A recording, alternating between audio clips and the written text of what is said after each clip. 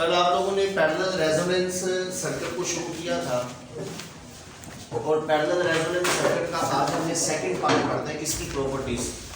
हमने कल ये पढ़ा था कि पैरेलल सर्किट में करंट चेंज होता है, पोटेंशियल की वैल्यू सेम रहती है। हमने ये पढ़ा था कि पैरेलल रेजोनेंस सर्किट में रेजोनेंस फ्रीक्वेंसी के ऊपर ये वाले जो दोनों करंट है ना, देखें सोर्स का करंट तीन हिस्सों में डिवाइड होता है। कुछ हिस्सा रेजिस्टेंस में जाता है, करंट का कुछ हिस्सा इंडक्टर में जाता है, करंट का कुछ हिस्सा कैपेसिटर में जाता है। ऐसे आपने ये देखा था कि रेजोनेंस फ्रीक्वेंसी के ऊपर दो चीजें बराबर होती है। नंबर वन, रेजोनेंस फ्रीक्वेंसी के ऊपर एक तो XC = XL होता था, यानी XC XL के बराबर है। दूसरा पैरेलल केस के अंदर रेजोनेंस फ्रीक्वेंसी के ऊपर IC और IL भी बराबर होता है। कैपेसिटर का करंट और इंडक्टर का करंट दोनों आपस में बराबर होते हैं। आज हमें इसकी प्रॉपर्टीज को पढ़ना है, पैरेलल रेजोनेंस की प्रॉपर्टी। इसकी कुछ प्रॉपर्टीज सीरीज से मिलती हैं, कुछ प्रॉपर्टीज सीरीज रेजोनेंस से मुख्तलिफ होती हैं। जैसे पहली प्रॉपर्टी देखो, रेजोनेंस फ्रीक्वेंसी का फार्मूला कल हमने ड्राइव किया था। तो रेजोनेंस फ्रीक्वेंसी का फार्मूला क्या है? F = 1/2 pi √L × CR। ठीक हो गया। ये पहली प्रॉपर्टी सीरीज में भी यही है। सीरीज रेजोनेंस सर्किट की रेजोनेंस फ्रीक्वेंसी का फार्मूला और पैरेलल की रेजोनेंस फ्रीक्वेंसी का फार्मूला सेम है। क्योंकि एक सवाल ऐसा भी बनता है कि write down the similarities between series and parallel resonance circuit. तो सिमिलैरिटीज में आपने वो प्रॉपर्टीज लिखनी है जो सिमिलर होंगी दोनों में, और डिसिमिलैरिटीज में आपने वो लिखनी है दोनों में फर्क होगा। तो अभी हम जब प्रॉपर्टीज करेंगे ना, तो आपको पता चल जाएगा कौन कौन सी प्रॉपर्टीज सिमिलर और कौन कौन सी प्रॉपर्टीज मुख्तलिफ है, डिफरेंस। तो पहली प्रॉपर्टी पैरेलल रेजोनेंस सर्किट की रेजोनेंस फ्रीक्वेंसी का फार्मूला 1/2 pi √LC होगा। दूसरा, कल हमने पढ़ा था कि रेजोनेंस के ऊपर XC XL कैंसिल आउट हो जाते हैं, ऑपोजिट होते हैं, यानी फ्रीक्वेंसी पर दोनों होते तो बराबर हैं, XC XL इक्वल भी होते हैं। और इसी के साथ हमने एक और चीज पढ़ी थी, IC और IL भी आपस में बराबर होते हैं। ठीक हो गया। पैरेलल रेजोनेंस सर्किट में दोनों की रिएक्टेंस भी इक्वल होती है, उसके साथ साथ दोनों का करंट भी इक्वल होता है। कैपेसिटर का करंट और इंडक्टर का करंट ये भी आपस में इक्वल होता है। डायग्राम में ये दोनों ऑपोजिट होते हैं और कैंसिल आउट हो जाते हैं। ये दोनों कैंसिल आउट, यानी XC XL से कैंसिल हो जाता है, IC IL से कैंसिल आउट हो जाता है। तो पीछे जो चीज बचती है वो सिर्फ रेजिस्टेंस बचती है। तो कल हमने पढ़ा था कि रेजोनेंस के ऊपर सर्किट की नेचर कौन सी होती है? तो आंसर है सर्किट की नेचर रेजिस्टिव होती है, रेजिस्टिव नेचर। रेजिस्टेंस के केस में करंट और वोल्टेज क्या होते हैं? Current and voltage are in phase. Resistance के केस में करंट और वोल्टेज इन फेज होते हैं। इनमें एंगल कितना बनता है? करंट और वोल्टेज में एंगल 0 डिग्री बनेगा। cos 0 डिग्री किसके इक्वल होता है? 1, यानी पावर फैक्टर की वैल्यू 1 होती है। ये भी प्रॉपर्टी सीरीज में पढ़ी थी हमने। तो पहली जो दो प्रॉपर्टीज है ना पैरेलल रेजोनेंस सर्किट की, वो बिल्कुल सेम होती है सीरीज रेजोनेंस सर्किट। ठीक है, ये सिमिलैरिटीज में आएगा। अगर कभी ये शॉर्ट आ जाए तो आपने कम से कम दो तो लिखने हैं ना। तो सिमिलर दो चीजें बनती है। रेजोनेंस फ्रीक्वेंसी का फार्मूला दोनों में सेम होता है, नंबर 1। नंबर 2, रेजोनेंस के ऊपर जो सर्किट की नेचर होती है ना, सीरीज और पैरेलल दोनों में, वो रेजिस्टिव होती है। रेजिस्टेंस के केस में करंट वोल्टेज इन फेज होते हैं और पावर फैक्टर की वैल्यू 1 होती है। ठीक है। अच्छा, अब उसके बाद जरा देखें तीसरी प्रॉपर्टी इसकी, पैरेलल रेजोनेंस सर्किट की third property. Parallel resonance circuit के अंदर ना सोर्स का करंट किसके बराबर है? देखिए, सोर्स करंट होता है 3 हिस्सों के बराबर। इसका कुछ हिस्सा रेजिस्टेंस में जाएगा, उसके बाद कुछ हिस्सा कैपेसिटर में जाएगा, कुछ हिस्सा इंडक्टर में जाएगा। चूंकि ये दोनों करंट ऑपोजिट होते हैं इसलिए माइनस का साइन लगाया। मैं वेक्टर डायग्राम बना नहीं रहा। कल के लेक्चर में हमने वेक्टर डायग्राम को पढ़ा था, इंपीडेंस डायग्राम को पढ़ा था। उसमें आपने देखा होगा IC वाला करंट ऊपर की तरफ था, IL वाला करंट नीचे की तरफ था। तो IC - IL। रेजोनेंस फ्रीक्वेंसी पर ये दोनों कैंसिल आउट हो जाते हैं। तो सोर्स का करंट किसके बराबर आता है? तो सोर्स का करंट बराबर है IR के बराबर। यानी आप कह सकते हैं कि सोर्स का करंट सिर्फ और सिर्फ इस्तेमाल हो रहा है रेजिस्टेंस में। आगे तो करंट यूज ही नहीं हो रहा, वो तो कैंसिल आउट हो गया। यानी बैटरी से जो करंट निकल रहा है वो किसके लिए निकल रहा है? सिर्फ रेजिस्टेंस के लिए निकल रहा है। बाकी IC और IL कैंसिल आउट होता है। यानी पहले अगर फर्ज करें ना, सर्किट से 10 एम्पीयर करंट निकला, उस 10 एम्पीयर में से मिसाल के तौर पर 3 एम्पीयर करंट 4 एम्पियर करंट इधर चला गया रेजिस्टेंस में, 3 एम्पियर इंडक्टर में चला गया, 3 एम्पियर कैपेसिटर में चला गया। अब ये 3 एम्पियर जो इंडक्टर और कैपेसिटर में गया ना, इन्होंने बाद में यूज नहीं करना करंट, इन्होंने अपने करंट को इस्तेमाल नहीं करना, क्योंकि कैपेसिटर और इंडक्टर जब भी पैरेलल तरीके से लगते हैं ना, ये अपना करंट ऑसिलेट करवाना शुरू कर देते हैं। ये कैपेसिटर चार्ज होगा, डिस्चार्ज होगा, इंडक्टर में मैग्नेटिक फील्ड जनरेट होगा, कोलैप्स होगा। तो एक चीज ध्यान में रखिए, एल और सी, एल इंडक्टर है, सी कैपेसिटर है, जब भी ये पैरेलल तरीके से ज्वाइन हो जाए ना, आपस में पैरेलल तरीके से कनेक्ट हो जाए, तो ये अपना करंट ऑसिलेट करवाते हैं ऐसे। कभी एक प्लेट से दूसरी प्लेट पर जाएगा, कभी वो चार्ज होगी, कभी ये चार्ज होगी, कभी ये डिस्चार्ज होगी, कभी पहले वाली डिस्चार्ज होगी। एल और सी जब भी पैरेलल तरीके से कनेक्ट होते हैं, ये अपना करंट ऑसिलेट करवाते हैं, इसलिए हम इसको कहते हैं एलसी ऑसिलेटर। ये स्मार्ट सिलेबस से टॉपिक खत्म कर दिया, आगे मेटल डिटेक्टर का, उसमें हमने पढ़ना था एलसी ऑसिलेटर। इलेक्ट्रिसिटी का भी एक ऑसिलेटर होता है, जैसे फर्स्ट ईयर में पढ़ा था ना पेंडुलम, मैस स्प्रिंग सिस्टम, वो ऑसिलेट करते हैं। सेम इसी तरह से करंट भी ऑसिलेट होता है, और करंट का जो ऑसिलेटर है, करंट का मैस स्प्रिंग सिस्टम, करंट का सिंपल पेंडुलम, वो ये होता है एलसी। इंडक्टर कैपेसिटर जब भी पैरेलल तरीके से लगते हैं, ये अपना करंट ऑसिलेट करता है। यहाँ तक बात क्लियर? अब मैं आपको ना एक पॉइंट समझा रहा हूँ, वो पॉइंट ये है कि दोनों करंट कैंसिल आउट होते कैसे, यानी दोनों करंट कैंसिल आउट हो गए, इसका मतलब क्या होता है फिजिक्स में, इस चीज का मतलब क्या है? देखो, करंट कैंसिल आउट का मतलब ये है कि सोर्स से 10 एम्पीयर करंट आया, फर्ज करें उसमें से 2 एम्पीयर करंट रेजिस्टेंस के पास गया, 4 एम्पीयर करंट इंडक्टर और 4 एम्पीयर करंट कैपेसिटर के पास गया। ऐसे ये जो इंडक्टर और कैपेसिटर के पास करंट जाता है ना, ये करंट जाया नहीं होता, क्योंकि इंडक्टर और कैपेसिटर हमने पावर में पढ़ा था, ये एनर्जी को कंज्यूम नहीं करते, ये किसी भी किस्म की एनर्जी को, करंट को जाया नहीं करते हैं, इस्तेमाल नहीं करते। तो यहाँ पर ये कैपेसिटर का, इंडक्टर का जो करंट है, वो बेसिकली क्या होगा, ये जितना एक एक दफ़ा इनको करंट मिल जाएगा ना, ये ज़ाया नहीं होता, ये इनके पास रहेगा। कभी ऐसे जाएगा करंट, कभी ऐसे जाएगा, कभी ऐसे जाएगा, ऑसिलेट करेगा ऐसे। जब इनका करंट यूज़ नहीं होगा, जब एल और सी में करंट इस्तेमाल नहीं होगा, डिसिपेट नहीं होगा, इनके अंदर करंट रहेगा, तो मुझे बताएं फिर बैटरी से पीछे से करंट आना, पहले 10 एम्पीयर आ रहा था, 10 में से ये 2 एम्पीयर इधर गया, 4 इधर गया, 4 इधर कैपेसिटर में गया, पीछे से 10 आ रहा। जब एक दफा इन्हें करंट मिल गया, ये तो करंट अपना ऑसिलेट करवाने लग गया, करंट जाया नहीं हुआ, करंट इसी सर्कल में मौजूद रहता है। फिर पीछे से 10 एम्पीयर करंट नहीं आता, फिर पीछे से 2 एम्पीयर करंट आएगा, सिर्फ रेजिस्टेंस के लिए। ये बात समझ लीजिए, पैरेलल रेजोनेंस सर्किट में सोर्स से करंट सिर्फ रेजिस्टेंस के लिए आता है रेजोनेंस। कैपेसिटर और जो इंडक्टर होते हैं ना, वो अपना करंट, जब उन्हें एक दफा करंट मिल जाए ना, एक दफा एनर्जी मिल जाए, फिर वो करंट जाया नहीं होता, उसी सर्कल में घूम जाता है, ऐसे ऑसिलेट करता है। तो सोर्स से करंट आना बंद हो जाता है, यानी पीछे जो बैटरी है ना, बैटरी से करंट आना बंद हो जाएगा, ये बहुत कम आएगा रेजिस्टेंस के लिए। इसलिए हम कहते हैं पैरेलल सर्किट में करंट की वैल्यू मिनिमम हो जाती है, मिनिमम। ये पॉइंट समझ लगे बेटा? पैरेलल रेजोनेंस सर्किट में क्या होता है, बैटरी से रेजोनेंस पर, बैटरी से जो करंट पहले निकल रहा था वो ज्यादा था, रेजोनेंस जब होती है तो बैटरी से करंट कम निकलना शुरू होता है, क्योंकि करंट सिर्फ और सिर्फ कहाँ यूज हो रहा है, रेजिस्टेंस।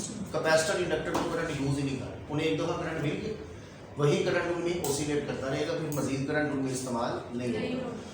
इसलिए हम कहते हैं कि सोर्स करंट सिर्फ और सिर्फ किसके बराबर है। अगर फर्ज करो कि रेजिस्टेंस ना होती, एक लम्हे के लिए सपोज करो कि रेजिस्टेंस 0 होती, सर्किट में रेजिस्टेंस नहीं है, तो मुझे बताएं फिर पैरेलल सर्किट में करंट किसके बराबर आना था? फिर तो सोर्स करंट बिल्कुल भी नहीं इस्तेमाल होना था, 0। अभी अगर बैटरी से थोड़ा थोड़ा करंट निकल रहा है तो वो रेजिस्टेंस यूज कर रही है, कैपेसिटर इंडक्टर कोई भी करंट इस्तेमाल नहीं करते। अगर हम आइडियल केस में रेजिस्टेंस को ना कंसीडर करें, 0 नहीं, तो बैटरी से निकलने वाला करंट बिल्कुल 0 हो जाएगा, करंट निकलेगा नहीं। यानी इसका मतलब है कि कैपेसिटर इंडक्टर को जब एक दफा करंट दे दिया जाए तो फिर वो करंट यूज नहीं करते, एनर्जी जाया नहीं करते, और वही करंट उस सर्किट में ऑसिलेट करता रहता है, बैटरी से करंट आना बंद हो जाता है। ठीक है, ये एक सेंटेंस लिखा है किताब के अंदर जो इंतहाई टेक्निकल और कॉम्प्लिकेटेड सेंटेंस है। अगर आप टेक्स्ट बुक अपने सामने रखें ना, तो आपको मैं एक सेंटेंस पढ़ाऊंगा। वो सेंटेंस क्या है? हाँ जी, पेज नंबर 126 पर ये सेंटेंस है। ये पहले पैराग्राफ में देखें, 2 branch current are equal and opposite. ऊपर two branch current equal and opposite, hence they cancel out with the result that current drawn from the supply is zero. कहता IC IL क्या होते हैं, इक्वल और opposite होते हैं, cancel out होते हैं। आगे लिख दिया कैंसिल आउट का मतलब क्या है, कहता है कैंसिल आउट का मतलब है कि सप्लाई से करंट आना बंद हो जाता है, बैटरी से करंट नहीं आता, यानी कैंसिल करंट नहीं होता, करंट यू आगे इस्तेमाल नहीं होता, पीछे से करंट नहीं आता, तो मैथमेटिकली हम क्या कहेंगे, देखो बैटरी से अगर करंट नहीं आ रहा तो मैथमेटिकली यही कहेंगे ना कि आगे करंट जीरो।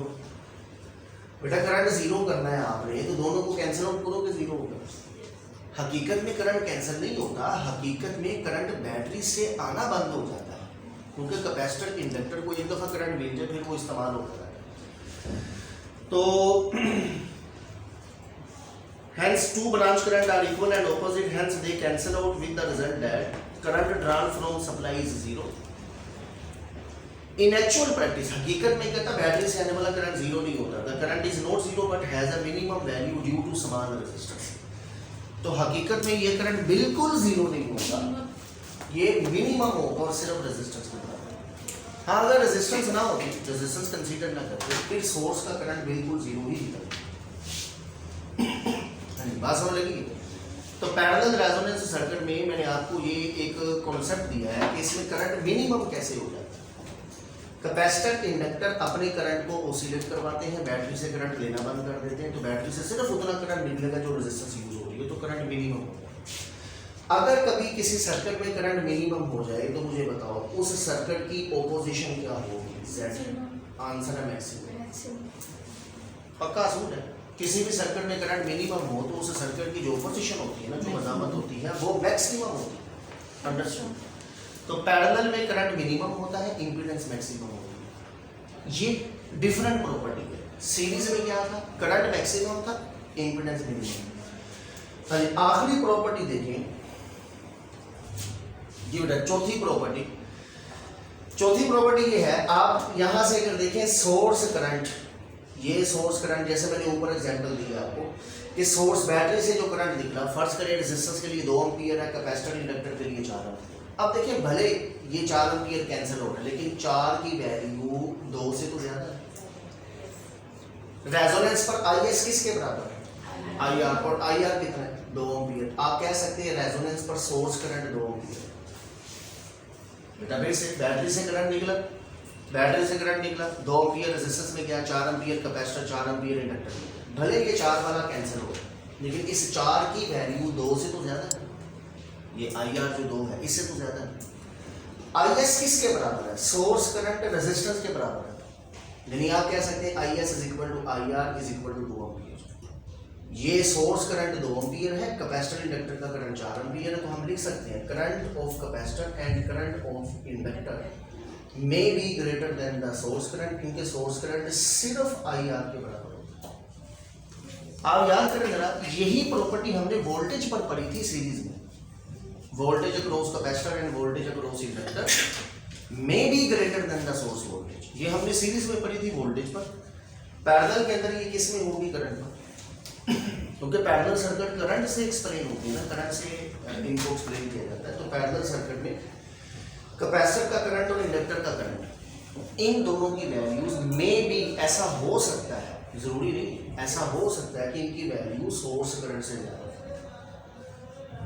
ठीक है, जैसे ये मैंने आपके सामने एग्जांपल दी है, IS सिर्फ IR के बराबर है 2 एम्पीयर, ये बाकी 4 है, तो 4 वाली कीमत 2 से तो ज्यादा है, इसलिए हम कहते हैं कैपेसिटर और इंडक्टर का करंट ना समटाइम्स सोर्स करंट से ज्यादा होता है। जी यहाँ पर ये आपका पैरेलल रेजोनेंस सर्किट खत्म हुआ। अच्छा अब इसमें एक और चीज जरा ज़हन में रख लें, पैरेलल रेजोनेंस सर्किट को ना 2 नाम हम देते हैं। हम इसको रिजेक्टर सर्किट भी कहते हैं, रिजेक्टर सर्किट, ये नाम एक इसका इस्तेमाल होगा।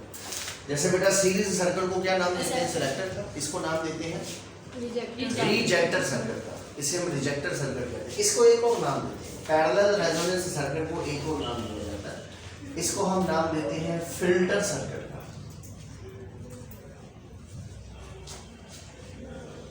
फिल्टर सर्किट, ठीक हो गया। पैरेलल रेजोनेंस सर्किट को सिलेक्टर सर्किट, रिजेक्टर भी कहते हैं और फिल्टर सर्किट भी कहते हैं। उसकी रीजन पता क्या होती है?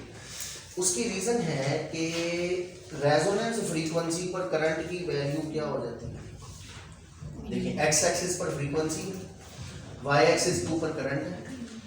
पैरेलल सर्किट में करंट क्या होता है? मिनिमम। इंपीडेंस मैक्सिमम होती है, करंट मिनिमम। किस पर? रेजोनेंस पर। तो रेजोनेंस फ्रीक्वेंसी एक ऐसी फ्रीक्वेंसी रहेगी जिस पर करंट की वैल्यू मिनिमम हो। अब आपके पास में, मैं आपको जरा इसकी प्रैक्टिकल एग्जांपल समझाता हूँ। आपके पास कोई बहुत सारी फ्रीक्वेंसीज हैं, 10, 15, 20 फ्रीक्वेंसीज हैं। उनमें से ना किसी एक पर्टिकुलर फ्रीक्वेंसी को आप रिजेक्ट करना चाहते हो, किसी एक पर्टिकुलर फ्रीक्वेंसी को रिजेक्ट करना। हम पता क्या करेंगे? हम उस फ्रीक्वेंसी का एक पैरेलल सर्किट लेके आएंगे। यानी बाजार से जाओ, एक RLC पैरेलल सर्किट लेके आओ, जिसकी फर्ज करें कि मेरे पास एक 200 की फ्रीक्वेंसी है, मैं उसको रिजेक्ट करना चाहता हूँ। मैंने सर्किट में ना एक पैरेलल सर्किट लगा दिया जिसकी frequency, resonance frequency L put किया, C पुट किया, जरा दी सोल्व किया तो उसका आंसर 200, यानी उस सर्किट की फ्रीक्वेंसी 200। जब मैं वो सर्किट में 200 फ्रीक्वेंसी का पैरेलल सर्किट लगाऊंगा ना, तो बहुत सारी फ्रीक्वेंसीज हैं। उनमें से जो 200 वाली फ्रीक्वेंसी होगी वो मेरे सर्किट के साथ मैच करेगी, रेजोनेंस होगी। पैरेलल सर्किट में रेजोनेंस पर करंट क्या होता है? तो देखो इस फ्रीक्वेंसी से आगे भी देखो ग्राफ ऊपर है, फ्रीक्वेंसी से पीछे भी देखो ग्राफ ऊपर है, यानी हर फ्रीक्वेंसी का करंट ज्यादा है। रेजोनेंस फ्रीक्वेंसी का करंट देखेंगे तो कम। तो पैरेलल सर्किट एक फ्रीक्वेंसी पर करंट इतना कम कर देती है कि वो फ्रीक्वेंसी ब्रोक हो जाती है, यानी उसका करंट इतना मिनिमम है, उसकी पावर इतनी छोटी होती है कि वो चल ही नहीं सकता, वो सिग्नल ही नहीं चलता, वो सिग्नल कैच नहीं होता, उसका करंट, उसकी पावर इतनी मिनिमम हो जाती है। तो पैरेलल सर्किट किसी एक फ्रीक्वेंसी को अगर मिनिमम करना है, किसी एक फ्रीक्वेंसी को ब्लॉक करना है, रिजेक्ट करना है, किसी एक फ्रीक्वेंसी को रोकना है, तो हम वहां पर उसी फ्रीक्वेंसी का एक पैरेलल सर्किट लगा देंगे। देखो सीरीज सर्किट जो होता है ना, सीरीज सर्किट, उसमें रेजोनेंस फ्रीक्वेंसी पर करंट मैक्सिमम होता है। यानी अगर किसी एक फ्रीक्वेंसी को चलाना है, उसकी पावर एनर्जी मैक्सिमम करनी है, तो सीरीज लगाएंगे। और अगर किसी एक फ्रीक्वेंसी को रिजेक्ट करना है, उसे नहीं चलाना, उसका करंट इतना कम करना है कि वो फ्रीक्वेंसी चल ही ना सके, उसके लिए हम पैरेलल सर्किट लगाएंगे।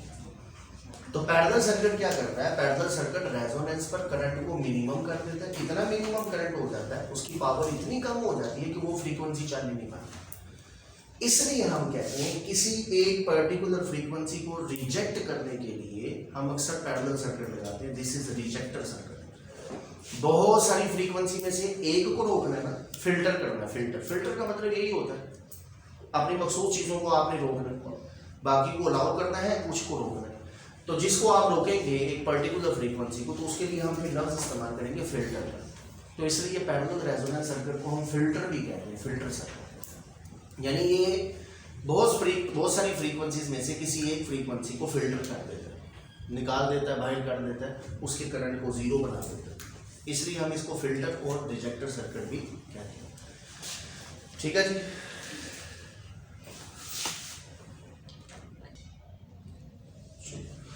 Three phase of AC chapter 16 में अब स्मार्ट सिलेबस के मुताबिक जो 2 टॉपिक रह गए हैं, आप यूँ समझ लें कि वो इंट्रोडक्शन टाइप टॉपिक है, MCQs टाइप टॉपिक है, रीडिंग वाले टॉपिक है, किताब से रीड करना है, कोई इतना ज़्यादा टेक्निकल काम नहीं है। 3 फेज ऑफ एसी चैप्टर 15 में हमने पढ़ा था एसी जनरेटर का टॉपिक। उसमें हमने एक चीज़ पढ़ी थी कि एक कॉइल होती है, उस कॉइल के साथ 2 स्लिप रिंग लगे होते हैं, उसे मैग्नेटिक फील्ड में घुमाते हैं, उसका फ्लक्स चेंज होता है और मैग्नेटिक फ्लक्स के चेंज होने से करंट और EMF पैदा होती है।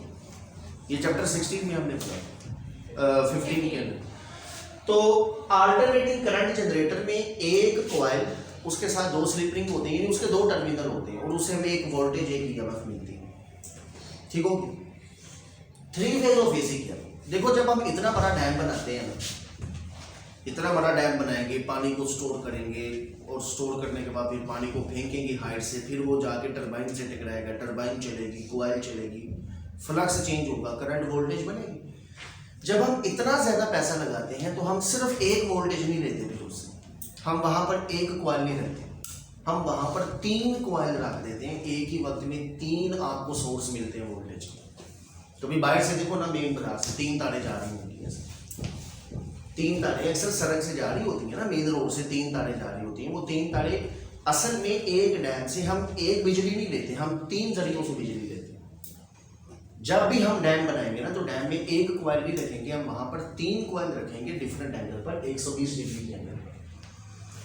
ये वाला जो 3 फेज है ना, इसे कहते हैं वाई शेप 3 फेज। ये देखिए कैपिटल वाई की शेप बन रही है, एक ये क्वाइल है, दूसरी ये क्वाइल है, तीसरी ये क्वाइल। तो अगर आप इस शेप पर गौर करें तो ये कौन सी शेप होती है? Y shape. तो ये वाई शेप वाला 3 फेज है। तो हमने एसी जनरेटर से जो हमने बिजली ली है वो एक तार से नहीं लेते, एक वोल्टेज नहीं लेते, हम एक ही वक्त में 3 वोल्टेज लेते हैं। देखो जिस पानी ने एक क्वाइल को घुमाना है, अगर वहां पर 3 क्वाइल रख दोगे तो पानी जब गिरेगा तो तीनों घूमेंगे, तीनों का फ्लक्स चेंज होगा, तीनों में करंट और ईएमएफ बनेगी और तीनों की वोल्टेज को यूज करेंगे। अब ये देखना, जैसे ये क्वाइल है, इस क्वाइल से भी अल्टरनेटिंग वोल्टेज मिली, फिर इससे भी मिली, फिर इससे भी मिली। अब हम क्या करेंगे, ये 3 तारें आ रही हैं, एक तार एक गांव में भेज दी, दूसरी तार दूसरे गांव में भेज दी, तीसरी तार तीसरे गांव में भेज दी, या एक तार एक मोहल्ले में भेज दी है, दूसरी तार से बिजली दूसरे मोहल्ले वालों को, तीसरी से। तो एक ही वक्त में हमारे पास 3 सोर्स होते हैं करंट के, तो हम उसको 3 मुख्तलिफ जगहों पर इस्तेमाल कर लेते हैं। तो 3 फेज ऑफ एसी में हर 2 कॉइल के दरमियान एंगल 120 डिग्री होता है। कितना? 120। 3 फेज ऑफ एसी में हर 2 कॉइल के दरमियान जो एंगल होता है वो 120 डिग्री होता है, 120 डिग्री। ये ए वाली कॉइल, बी और सी। अब एक कॉइल के 2 टर्मिनल होते हैं, 2 सिरे। वैसे तो 3 फेज ऑफ एसी में टोटल 6 टर्मिनल होने चाहिए, लेकिन 6 टर्मिनल होते नहीं, इसमें टोटल टर्मिनल 4 होते हैं, क्योंकि एक टर्मिनल सबका पकड़ के कॉमन कर दिया जाता है। देखो ना, सबको पकड़ा, कॉमन कर दिया, और ये वही डैम के अंदर ही इससे तार पकड़ के इसे अर्थ ग्राउंड कर देते हैं। यानी एक एक टर्मिनल सबका कॉमन करते हैं और उसी के साथ तार बांध के उसे वही डैम के अंदर जहां बिजली बना रहे हैं उसी की जमीन के नीचे रख देते हैं, ग्राउंड कर देते हैं, जीरो बना देते हैं। पीछे सिर्फ ये एक टर्मिनल बचा, ये एक टर्मिनल बचा, ये बचा, और एक इन सब का ग्राउंड वाला टर्मिनल था जो हमने वहीं पर ग्राउंड कर दिया। देखो ग्राउंड वाली वायर जो होती है ना, ग्राउंड वाली वायर, वो हम साथ साथ नहीं लेके फिरते कि मंगला डैम से एक ग्राउंड वाली तार भी लेके आ रहे हैं, वो तो बड़ा खर्चा हो जाएगा। हम सिर्फ एक तार लाते हैं जिसमें करंट होता है, दूसरी वायर जो दूसरा जो टर्मिनल होता है वो सबका ग्राउंड किया होता है। ठीक है, यानी आप इसको यूज पता कैसे करेंगे, इसको यूज कुछ इस तरह से करेंगे।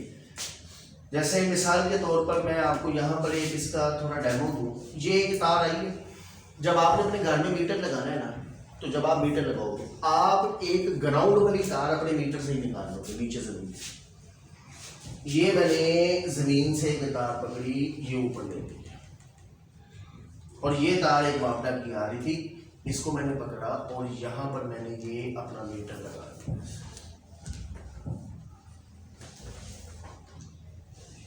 तो देखो ना, करंट फ्लो करने के लिए आपको पोटेंशियल डिफरेंस चाहिए होता है। High voltage, zero voltage, potential difference होगा तो फिर करंट फ्लो करेगा ना। इसका पोटेंशियल जीरो माना जाएगा।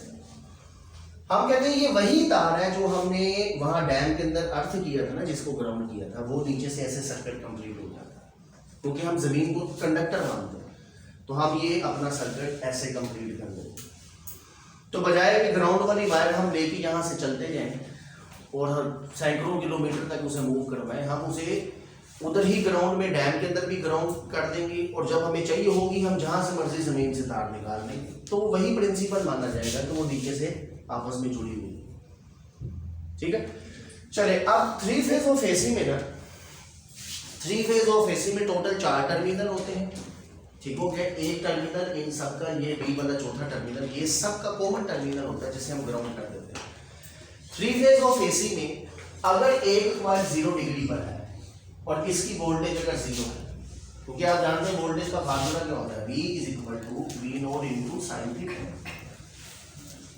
V = V not sin theta. अगर फर्ज करें कि एक कॉइल 0 डिग्री पर है, sin 0 डिग्री 0 होगा, इसकी वोल्टेज अगर 0 निकलेगी, दूसरी कॉइल 0 डिग्री पर नहीं है, वो 120 डिग्री पर, sin 120 डिग्री 0 नहीं होगा। अगर sin 0 डिग्री 0 है, sin 120 डिग्री 0 नहीं होगा, sin 240 डिग्री भी 0 नहीं होगा। देखो पहली कॉइल से दूसरी कॉइल का एंगल 120 है, पहली कॉइल से तीसरी कॉइल का एंगल कितना हो जाएगा 120 जमा 120 240, क्योंकि हर दो कॉइल के दरमियान एंगल 120 डिग्री होता है। तो अगर एक वक्त में कोई वोल्टेज जीरो हो भी गई है ना, तो उसी वक्त में दूसरी कॉइल में तीसरी कॉइल में वोल्टेज जीरो नहीं होगी, आपको कुछ ना कुछ वोल्टेज मिलेगा। ठीक है। थ्री फेज ऑफ एसी में हर कॉइल का ग्राउंड के हिसाब से जो वोल्टेज आपको मिलते हैं वो 230 है। जैसे ये आपके पास ए वाली कॉइल है, ए का ग्राउंड के हिसाब से वोल्टेज कितने होंगे 230। ग्राउंड के हिसाब से विद रिस्पेक्ट टू ग्राउंड हमें हर कॉइल में कितने वोल्टेज मिलते हैं 230। इस कॉइल का भी ग्राउंड के हिसाब से कितने वोल्टेज मिलेंगे, ये 230। और ऊपर वाली ये आपके पास नीचे वाली कॉइल है, इसका भी ग्राउंड के हिसाब से आपको कितने वोल्टेज मिलेंगे 230। थ्री फेज ऑफ एसी में हर कॉइल का ग्राउंड के हिसाब से, यानी ग्राउंड जीरो वोल्टेज के हिसाब से आपको 230 वोल्ट मिलते हैं। यानी एक तार अगर आप ग्राउंड वाली लें और एक तार ये कॉइल वाली लगाएं तो आपको वोल्टेज कितने मिलेंगे 230। ठीक हो गया, 230 voltage. Three phase of AC में एक दूसरी वोल्टेज भी हमें मिलती है। वो वोल्टेज कौन सी है, वो है हर दो कॉइल के दरमियान जो वोल्टेज होती है वो 400 होती है।